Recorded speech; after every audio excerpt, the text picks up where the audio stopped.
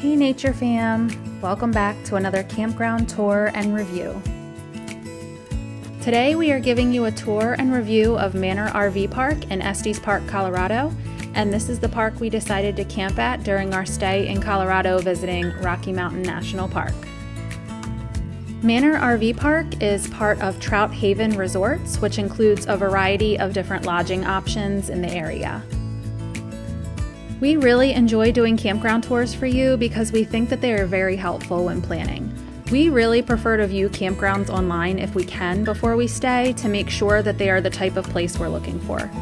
Manor RV Park was one that we could not find any tours on before we booked, so we had to base our expectations on what their website offered. Our goal is to provide an honest review for you, give our opinion, and give you a real peek at what you can expect if you decide to stay here. And if we're being honest, we were a little disappointed upon our arrival at Manor RV Park. There were pros and cons of this park that we will get into, but what stood out to us immediately was that the park atmosphere looked very different in person than it did in the photos and videos posted on their website. We do encourage you to visit trouthavenresorts.com so you can see for yourself as we take this tour. Some of the amenities of this RV park that are highlighted on their website include 110 full hookup sites, 22 on the Big Thompson River. Each site includes a patio and picnic table. It's pet friendly with a doggie path. There are laundry facilities in 2 locations, RV and camping supplies, playground, fire pits, a clubhouse, propane tank refills, a friendly, knowledgeable staff, newly remodeled restroom and shower facilities, paved roads, well-maintained grounds, complimentary Saturday breakfast, which is seasonal, free cable TV and Wi-Fi, and 5 minutes to Rocky Mountain National Park and the town of Estes Park. So as we take a walk through the park, we will give you a look at some of these amenities. We are going to start right here in the front of the park. This park is located at 815 Riverside Drive in Estes Park, Colorado. One pro was definitely the location. It's just a very quick, probably less than 5-minute drive to the entrance of Rocky Mountain National Park and to the town of Estes Park. They also offer a shuttle service that picks up twice an hour and takes you to various places nearby. Here is the park office and the check-in spot.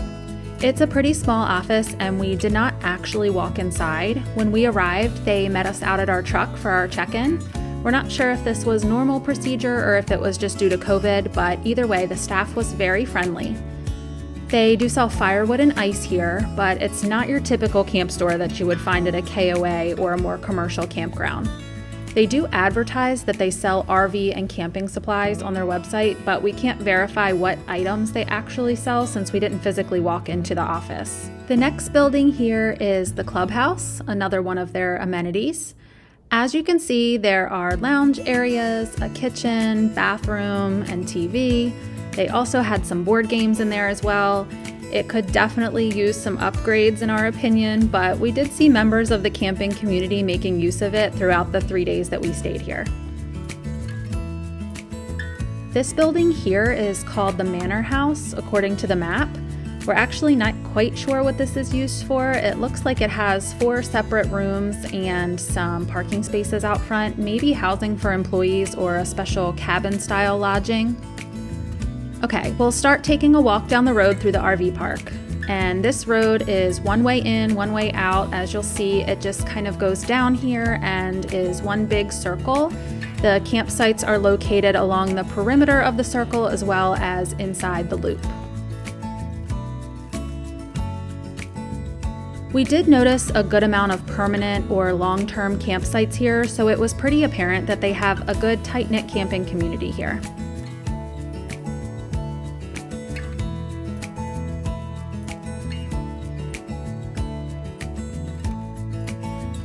As we walk down this hill toward more of the campsites, you'll see the beautiful mountains in the background. This was one of the things we loved the most. It was really awesome to have that view. Now you'll start to see us approaching a lot of campers up ahead. To the left is actually another RV park. You can't see it here, but there is a fence that separates the two parks, so some of those campers do not belong to Manor RV Park. We did notice many RV parks in this area as opposed to campgrounds. We think that's maybe why we were a little disappointed in the atmosphere here, because we're used to more of a campground style with more wooded areas and a little more space.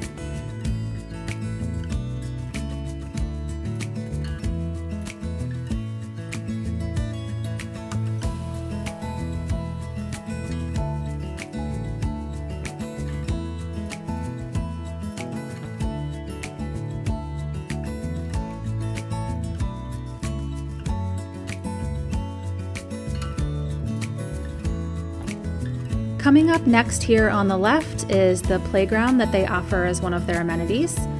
Our kids actually did not play on this playground at all while we were here. To be honest, it wasn't too exciting, it wasn't anything special, and as we get a little closer, you'll see it looks pretty old and worn. This area also has one of the 2 community fire pits offered at this park, and it looked like maybe some horseshoe pits, but they were pretty worn down as well. This is the only area that we could find that would be specifically for kids to play. Other than the playground, their other options would just be like riding bikes along the road or sitting by the river. Okay, as we exit the playground area, we are going to take a walk down the Doggie Path that they advertise as one of their amenities. Now, on the website, the photo of the Doggie Path shows a family walking their dog on a pretty nice looking paved road, but we don't think that was actually a photo of the Doggie Path because the path that we found was not paved. They did offer a trash can and pet waste bags at the beginning of the path, which was nice.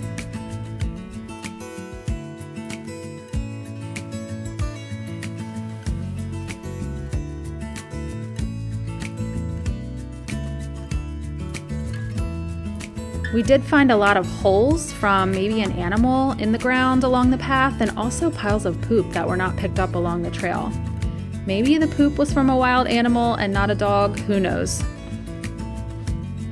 The map indicates that this path comes out on the other side of the road, but it just led us to some thick brush that we couldn't really walk through, so we had to turn around to get back out.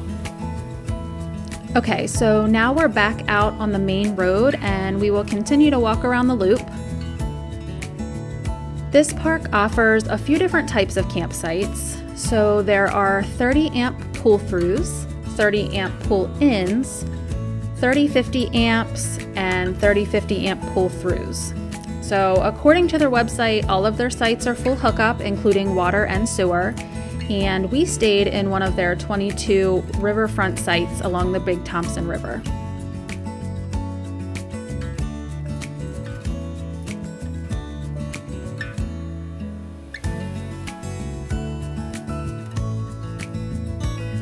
Okay, coming up here on the right is one of the 2 bathhouses. Both of the bathhouses in the park offer laundry services. The washers and dryers were each $2. And we did actually have to do some laundry while we were here, and we didn't have any issues. All went well. There are no showers at this particular bathhouse, only toilets, but the second bathhouse near the front of the park does offer showers, and we'll get to that in a little bit. We didn't actually walk inside the bathhouses to see the toilet areas. They are supposed to be newly renovated, and they are coded, so there's a lock code to get into each of the bathhouses. Okay, as we walk along the road, the campsites that you see to the left are all of the riverfront sites. We would definitely recommend a riverfront site. Although we weren't 100% pleased with our campsite, we do feel like these sites are your best bet after walking around and viewing some of the other options.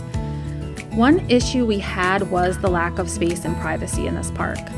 The river is one of the main attractions that they do advertise, and they also advertise a river walk trail along the river as part of their amenities. The problem with that is that the only way to access the river is to basically walk through someone else's campsite. Unfortunately, our campsite was one of those campsites that was posted as river access, so we did have some issues with campers walking through our site to get to the river. And along those same lines, the Riverwalk trail was so close to other people's campers that it didn't really feel very relaxing to walk along the trail.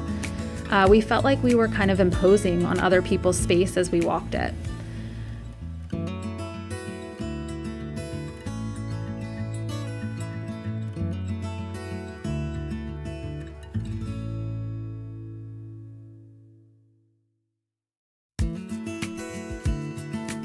This is also the location of the second community fire pit in the park, and in our opinion, the photos of their website make it look much more spacious and serene than it really is.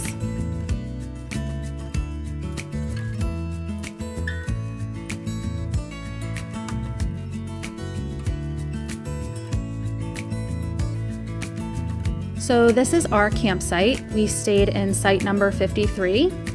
It was really nice to have the river behind our site. Trevor fished the river quite a few times, and there were even elk that would walk right up onto the riverbank, which was really awesome to see. We did have a pretty large utility pole in our site, and again, there was a sign right in the middle of our campsite that said river access. Although it was a little hard to read, it did say river access on it, so we had some issues with that. Okay, as we continue around the loop, you can get a look at some of the other campsites that they offer here. There's not much tree cover, and the photos on their website make it look like there were more grassy areas than there actually are. Most of the grounds were honestly just like dirt and kind of dusty, and the one paved road that went around. But there wasn't much grass, there wasn't much wooded areas. So if you're into more nature and being a little bit more covered, then this probably isn't the space for you. So as you can see, the campsites are pretty close to one another. We like to have a little more space in our campsite, but that's just what we prefer. Each site does come with a small concrete pad and a picnic table. They do not come with fire rings though, so if you're interested in having a campfire, you are going to have to utilize one of the two community fire pits. As far as price goes, this wasn't the cheapest campground we stayed at, but it also wasn't the most expensive. For 3 weeknights in a riverfront site, we paid $270. Of course, those prices may change by the time you decide to visit, but just for reference, and you always want to call ahead just to be sure of the prices before you go. Another highlight that we were really looking forward to was the trout fishing pond. Now, we were under the impression that this pond would be very convenient to the campground, and it is just a quick drive away, but you definitely cannot walk to it from this RV park. Unless you and your family want to trek across the river, and we're not even sure if that's allowed.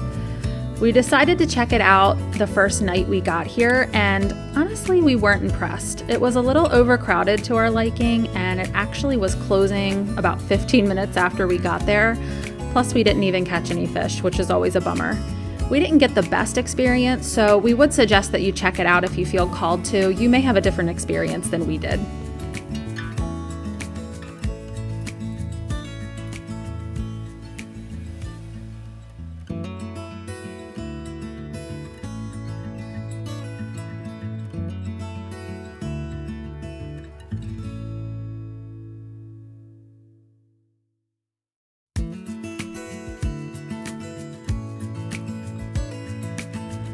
So as we make our way around the loop and back toward the front of the park, you'll notice they do have locked dumpsters here on the left. There are black bears in this area, so it is still important to lock up your food and keep all of your food and trash in a safe location. There are some more permanent sites along this area, and also up ahead is the second bathhouse. This bathhouse does include showers and some more laundry services, although I find it kind of strange that the washers and dryers at this bathhouse are on the outside. So overall, this was kind of a mediocre park for us. It definitely wasn't our favorite campground. When we stayed here, we had just come from staying at some amazing campgrounds in the Badlands and Grand Teton National Park, so we had high expectations. This wasn't the worst campground either. If you're looking for luxury, this probably isn't the place for you, but the convenience factor was enough for us. It may not have had all the bells and whistles, but it had what we needed. And honestly, we spent most of our time out exploring the town and the national park, so not much of our time was spent in the RV park besides eating and sleeping. We did want to mention again that the staff were very friendly. They were very willing to help, give us any information that we needed, and we did notice that the park was being monitored by staff regularly. We constantly saw them riding around in their golf carts just monitoring things, so that was a plus for us as well. So thanks so much for watching, and we hope you enjoyed this campground tour and we hope it was helpful. Let us know your thoughts in the comments below, and if you enjoy these tours. We really enjoy making them. And until next time, safe travels, and we'll catch you in the next one.